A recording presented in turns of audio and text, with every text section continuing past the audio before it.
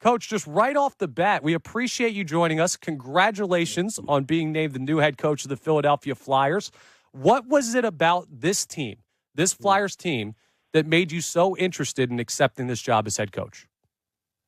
Well, first of all, thanks, guys. Appreciate it. Well, I think it's just not one thing. I think it was a multiple check the boxes thing for me. Obviously, I know the area, have a lot of people I know, relationships here, support groups and all that stuff. And then you take a look at the Flyer crest. It's always meant something to me. When I played here, even as an analyst, I think it was 2007 when 2010. I'm sorry, went to the finals. I got to become an analyst in the pre and post game show. That was cool to see the fan base get a taste of the Stanley Cup final. Came a little bit short. And then obviously I went on my way and did my things as coaches in other places and other endeavors. So I know this. I know what this can be, how special it can be. Spent a lot of time with Danny and Jonesy about the plan. Hey, listen, we all know it's a rebuild, right? I think they're second year in it. The one thing with Danny, I love his patience, but he knows that he's going to swing the bat eventually. He's calculated. I like that. There's a pool of really good hockey players in the system. There's some really good forwards. I really believe that can be stars. Obviously we got to show up the defense and the goaltending, which we'll do. So there's a lot of potential here, and it's my job to make this team play better and develop this talent that they have here. So I'm welcome to the challenge. Rick, you talk about the talent level. Where do you feel the talent level is on the roster when looking at building a playoff contender? Yeah, you know what? You look at it, and I think they got really. If you look around the league, they got really good wingers. I mean, there's a lot of winger deep, big pool of good wingers on this team. Obviously, you got Mitchkoff, who's potential to be a real star. Obviously, TK Konechny is a really good hockey player, and Tippett, I think, has another level in him that hopefully I can untap. The Foresters, the Cates, you just go down the list. There's a lot of them. Obviously, from talking to Jones, they want to get whether there's a star here in the making or go get a star in free agency. The center position, we get a star centerman? That's one thing they want to attack. Obviously, the D is something that's they got a bunch of prospects that are 6'3", 6'4" that can skate. Anytime you have D that are big that can skate, there's a lot to work with. And then there's a pool of goaltenders that are 19, 20 that they're not ready yet, but they will be eventually. So that's what I love about the management group here, and obviously the stable ownership is they're willing to take steps to make this where it's just not one and done in the playoffs. It's where you're sustainable. You're getting you're going to the playoffs 5 years in a row and getting a chance to at the Stanley Cup. I think that's what they're trying to build here. I know that's what they're trying to build here.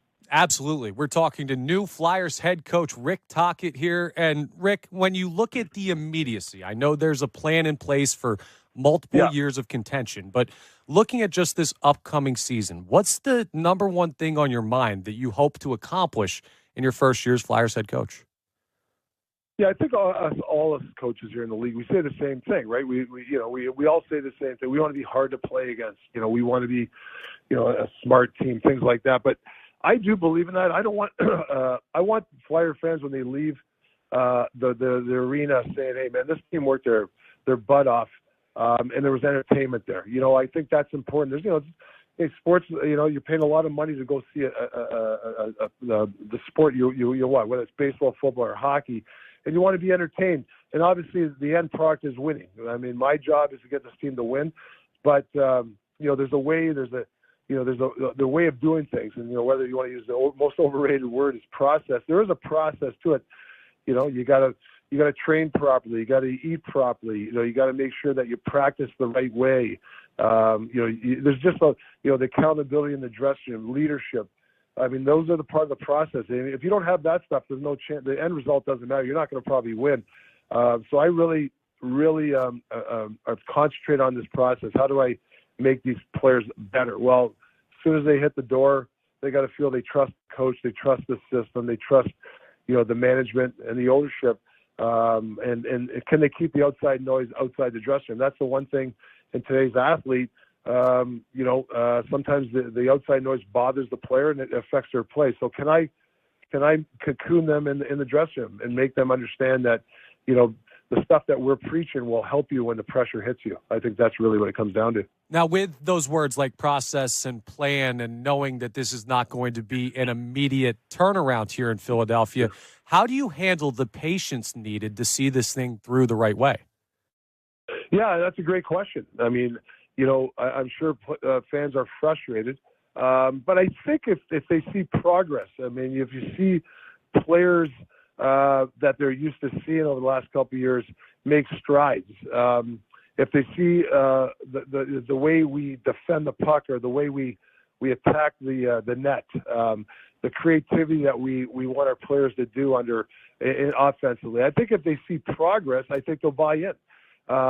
If it's stunted and they don't see it, I get this frustration. But I got to tell you, and from afar, coaching against the Flyers team the last couple of years, the one thing coaching against them, the hard-working team. You could tell they're a tight-knit group. Even when guys are getting traded, the whole team's upset. So you can see there's a love there. So that's something that I'm walking into. And I got to thank John Tortorella for supplying me with those attributes of this team. Now it's another level. Can we get to? And we, like I said, and I hate to use, we got to preach patience, but I just feel that you just got to, as coach staff, we can't get frustrated. We got to make sure that every day we preach the same messaging and give these guys what they need. Rick, what did you learn in your time as a Flyer about what it takes to be successful in Philadelphia? Yeah, I think especially as a young kid coming in, the